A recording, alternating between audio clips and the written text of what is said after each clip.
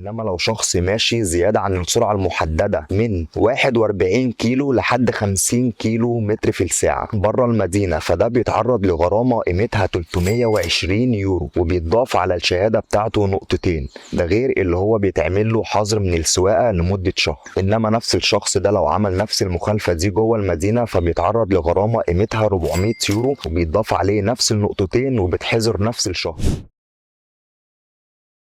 انما لو الشخص ده ماشي بسرعة تزيد عن السرعة المحددة من 51 كيلو لحد 60 كيلو خارج المدينة، فده بيتعرض لغرامة قيمتها 600 يورو، وبيتضاف نقطتين على شهادة السواقة بتاعته، وبياخد حظر من السواقة لمدة شهرين. انما لو عمل نفس الغلطة دي بنفس السرعة دي داخل المدينة فبيتعرض لغرامة قيمتها 700 يورو، بالاضافة للنقطتين اللي هيتضافوا على الرخصة بتاعته، بالاضافة انه هياخد 3 شهور حظر من السواقة.